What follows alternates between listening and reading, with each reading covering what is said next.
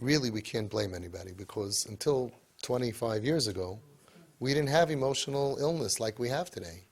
Like now, half of Klal Yisrael is on medication. So we didn't know what it was. 40 years ago, 50 years ago, nobody dreamed you're going to have kids on drugs, kids in pain, kids off the derech.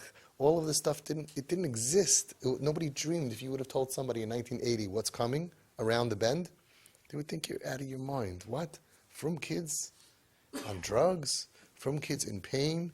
I always say it's like not even fair, because no parents ever even dreamed that this is possible. So nobody even knew under the chuppah to daven. We now have to make a new tefillah. Hashem, please help. Not just we should have banim and banim aiskim Torah mitzvahs.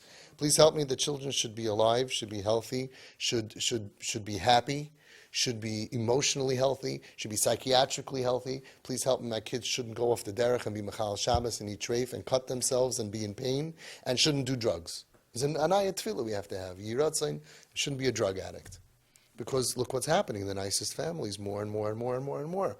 Every day, kids popping off and just tattoos and cutting. It's crazy what's happening. And none of this existed 50 years ago. I mean, at least it wasn't on the surface, and it was 1 in a million. And now it's like the nicest families in the world. Look what's happening. Like, what happened? I'm sure they're going to find out. It's something. You don't have psychiatric illness and mental problems and anxieties and OCDs and ADDs and ADHDs and bipolar or borderline. How many Jewish kids are diagnosed with borderline personality disorder, BPD, ODD, OCD, that 50 years ago these things didn't exist? What's going on? Maybe it's the milk, right? Maybe it's going to be the meats. Maybe they're spraying something that's causing our brains to be very, very weak. Kids are mamish weak. We're all very weak. People are, a very chashuv Rav in Bar Park told me, he said, half my kehillah is on medication. He says, the other half, I wish they would go on medication. They need it. It's not a joke. How many people are, the number one prescribed medication is Prozac. So something's wrong with our brains. And people didn't understand that 50 years ago or 40 years ago or 30 years ago. And now we have parents who, when we were kids, didn't exist. And all of a sudden we have kids and neighbors' kids and family kids who are suffering. It's very hard for us to wrap our minds around it. So we say, oh, they're ice schnitzers, they're manipulators, they're just sucking money out of everything. And it's just so hard to understand this. And we have to learn a whole new sugya of chayla nefesh. The Stipler started writing about it 35 years ago with Dr. Greenwald. Started writing about chayla nefesh. He brought it back to the forefront.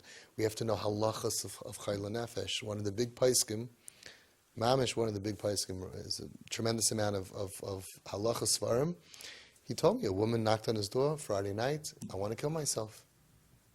So he said, he was like startled, and see the lady. She said, I want to kill myself. He's like, he thought like she's going to do it. He didn't know what's going to happen. Like he's like, don't do it. Please don't. He says, what can I do for you? She said, I need to sew. When I sew, I calm down. So he said, of course you should go home and sew. And don't kill yourself. It's a new understanding of chayla nefesh. Shmuel Birnbaum writes that when it comes to depression, v'nirish amutu l'chal Shabbos, avomisha soivom u'machlazu, you have to see it inside. And we need paiskim to understand this. Do they have a din of chayla shesh b'sakana? Do they have a din of and we have to understand it. It's just like nobody's fault. But so many of these kids tell me, I wish I had cancer. I'm just as sick as the guy with cancer, just as much chance of dying and just as much pain, and nobody understands me. And everybody understands physical illness. And nobody understands me. Everybody thinks I'm OTD, and I'm at risk, and I'm a problem child, and they don't understand me.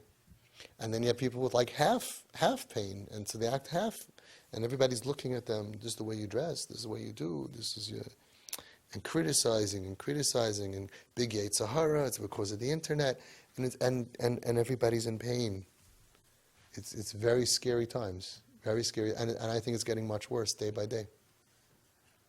So that's what we have to do. We have to realize, first of all, that until we know how to heal anybody, the least we can do for someone in pain, exhibiting symptoms of trauma and pain,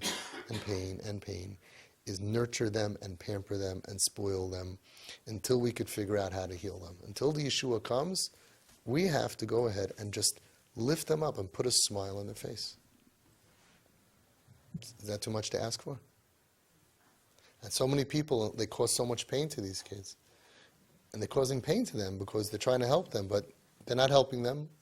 And then you take away their support system, and then they feel judged, and they feel like they want to die.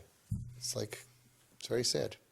We have to do more, and we have to learn more about how to nurture the pain in the brain.